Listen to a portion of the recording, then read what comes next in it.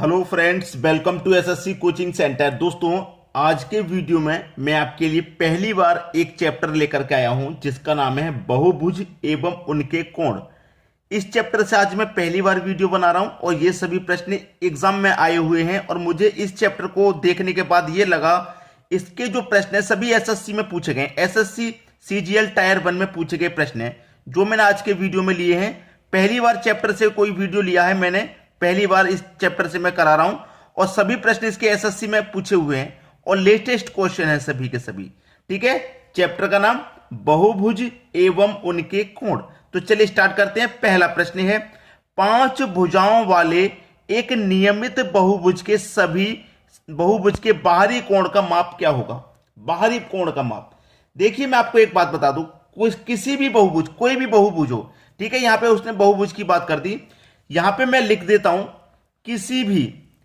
किसी भी बहुभुज की बात हो, किसी भी बहुभुज की बात हो, ठीक है, उसके बाह्य कोणों का योग याद रखना। बाह्य कोणों का योग हमेशा याद रखना 360 डिग्री होगा, 360 डिग्री होगा, हमेशा याद रखना। ठीक है, बाह्य कोण का योग कितना होगा? 360 डिग्री होगा। अब कितने कोण की बात कुछ नहीं की है, 5 भुजाओं वाला कोण है तो 5 से इसमें हम डिवाइड कर देंगे। 5 सत्ते 35, एक बचेगा 10, 5 दूने का 10, 72 डिग्री का कोण होगा। ठीक है, तो बाहरी कोण का माप क्या होगा? 72 डिग्री, जो कि पहले ही ऑप्शन में दिया गया। आसानी से हो गया, कोई दिक्कत नहीं। पूरा वीडियो देखिएगा, बहुत अच्छे अच्छे प्रश्न हैं। अब देखेंगे अगला प्रश्न। अगला प्रश्न है, एक नियमित द्वादश भुज के आंतरिक कोण का माप क्या है? आपको यहां लिखा हुआ मिल जाएगा कि प्रश्न कब पूछा गया था। ठीक है, यहां पे बोला है आंतरिक कोण का माप क्या है? आंतरिक, तो चलिए मैं फिर से लिख देता हूं, सभी आंतरिक कोणों का योग,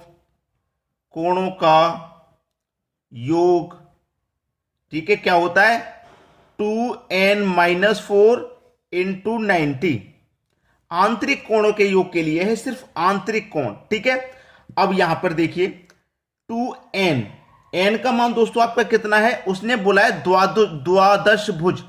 द्वादश भुज का मतलब ये 12 भुजाओं वाला है। द्वादश का मतलब, अगर आपको हिंदी पढ़ने में कोई दिक्कत है, यहां पे द्वादश भुज का मतलब है ये 12 भुजाओं वाला है। तो n का मान हो गया 12, 12 का गुना 2 से कर देंगे हम, 12 का गुना 2 से कर देंगे 24, और 24 में से माइनस कर दो 4, तो 20 बचेगा। चलिए हम कर लेते हैं पूरा। ठीक है, कर लेते हैं। हमारे पास क्या है? 2 इंटू एन का मान 12 माइनस का 4, ठीक है, माइनस का 4 इंटू 90। 12 दुने का 24, 12 दुने का 24, 24 में से घटा देंगे 4 तो आ जाएगा 20, यानी कि 20 गुणे 90। 9 दुने का 18 और एक जीरो मिलके हो गए 2 जीरो, 18 से निकल के आया कितना? 1800। और यहां पे कितना है? द्वादश भुज का मान है ना, इसको 12 से डिवाइड कर दो, आंसर आ जाएगा। 12 से कटा देंगे भाई, 12 एकम 12, 6 बटे का 60, 12 पंजे 60, एक जीरो, यानी कि 150 डिग्री, 150 डिग्री का कोण होगा। क्या माप होगा? कोण का माप क्या होगा? 150 डिग्री होगा। क्लियर है सभी को? अब देखेंगे अगला प्रश्न। अगला प्रश्न है, त्रिकोण में कोणों में से एक कोण सबसे छोटे कोण का 3 गुना है और दूसरा सबसे छोटे कोण का 2 गुना है, तो सबसे छोटे कोण की गणना करें।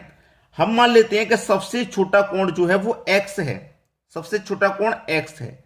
ठीक है, तो दूसरा सबसे, यहां पे हमसे कहा कि दूसरा सबसे छोटे कोण का 2 गुना है। ये तो पहले नंबर का कोण हो गया, यहां पे एक दूसरे नंबर का कोण बना लूं और यहां पे एक तीसरे नंबर का। ठीक है, सबसे छोटा कोण हो गया पहला, दूसरा सबसे छोटे कोण का 2 गुना है। जो दूसरा कोण है ना, सबसे छोटे का 2 गुना, सबसे छोटे का 2 गुना, x है, x का है 2 गुना। ठीक है, x का क्या हो गया? 2 गुना। ठीक है, बाद में आ जाइए। तीसरा क्या है? 3 गुना है, तो x का क्या है? तीसरा 3 गुना, यही तो है। ठीक है, यही दिया गया है। त्रिकोण में कोणों में से एक कोण सबसे छोटे कोण का 3 गुना है, सबसे छोटे कोण का 3 गुना हो गया।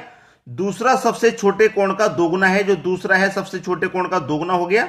तो सबसे छोटे कोण की गणना करें, सबसे छोटे कोण की गणना करें, उसने ये बोला है। अब हमसे किसने की बात की है? त्रिकोण की, त्रिकोण की बात की है। तो त्रिकोण में तीनों कोणों का योग कितना होता है? 180 डिग्री होता है कि नहीं होता? कोई भी हमारा ये जो त्रिभुज होता है ना, इसकी तीनों भुजाओं का योग 180 डिग्री होता है। ठीक है, तो 180 डिग्री हमने लिख लिया। ठीक है, अब इनको सबको ऐड कर लेंगे, x x 2x और एक हो गया 3x। ठीक है भाई, देखिए 3 का गुना मैं x में कर दूं, देखिए समझिए, 3 का गुना x में कर दूं 3x हो जाएगा, 2 का गुना x में कर दूं 2x हो जाएगा, और इधर क्या है x, तो x और 2x 3x 3x 3x 6x 6x हो गया बराबर 180 डिग्री।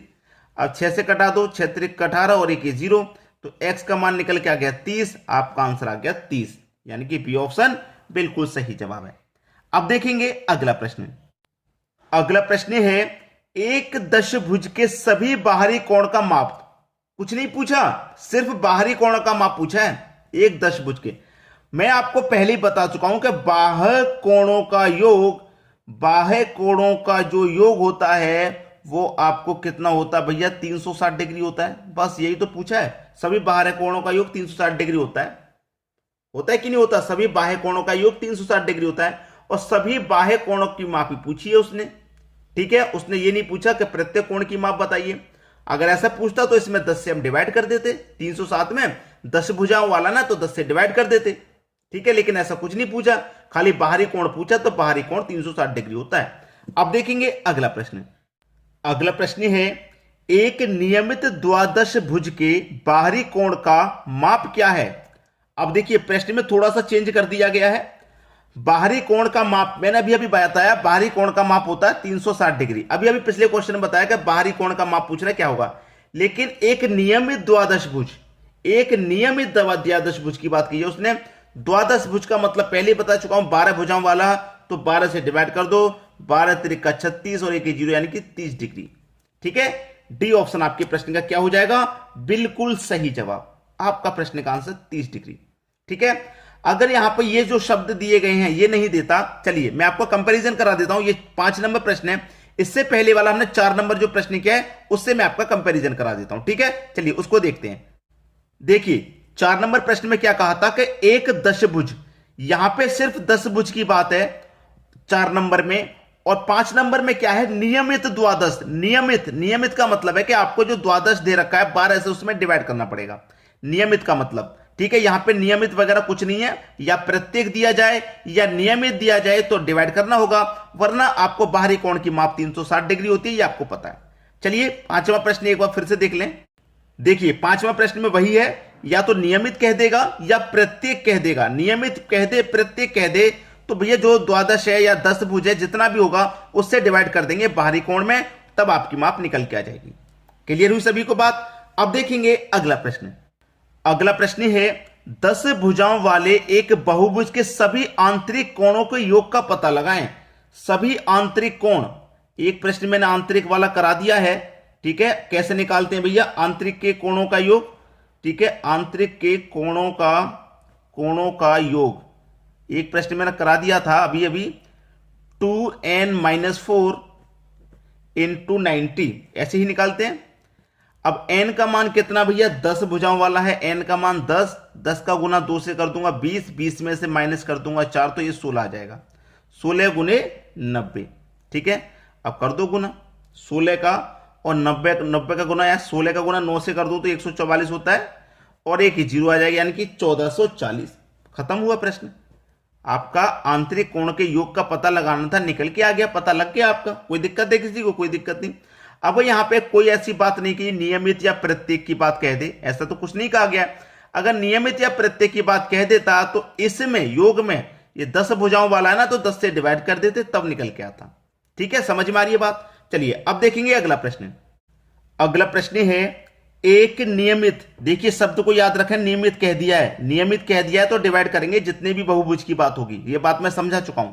एक नियमित बहुभुज में 5 भुजाएं हैं, जो इसके आंतरिक कोण का माप इसके बाहरी कोण के माप से कितनी डिग्री अधिक होगा?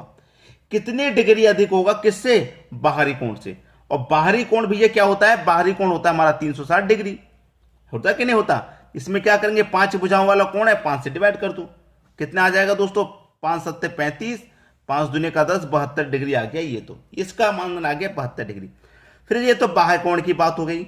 उसने एक आंतरिक कोण का भी मान निकाला है, आंतरिक कोण का माप। ठीक है, आंतरिक, तो आंतरिक कोण का मैंने कैसे बताया, आंतरिक की बात मैं आपको पहले ही बता चुका हूं कि आंतरिक का निकालना है आपको, तो कैसे निकालते हैं, 2n-4, ठीक है, इंटू 90, यही बताया था। अब n का मान कितना है, यहां पे n का मान कितना है वो आपको मालूम होना चाहिए, नहीं मालूम तो आपका प्रश्न नहीं हो पाएगा। क्या हो पाएगा, नहीं हो पाएगा, ठीक है। n का मान देखिए आपके पास कितना है, 5, 5 का गुना 2 से कर दो 10, और 10 में से माइनस कर दो 4, तो 6 बचेगा, 6 गुने 90, 6 निम कितना हो जाएगा भैया, 54 हो जाएगा, और एक ये जीरो यानी कि 540, 540 हो गया ना। नियमित की बात है तो 5 भुजाओं वाला ना 5 से डिवाइड करेंगे, पहले बता चुका हूं मैं इस बात को, ठीक है। 5 से कटेगा, 5 एकम 5, ना जाने का 0, 40, 5 40, ठीक है। अब देखिए यहां से हमसे पूछा गया था कि आंतरिक कोण की माप बाहरी कोण के माप से कितने डिग्री का अधिक है।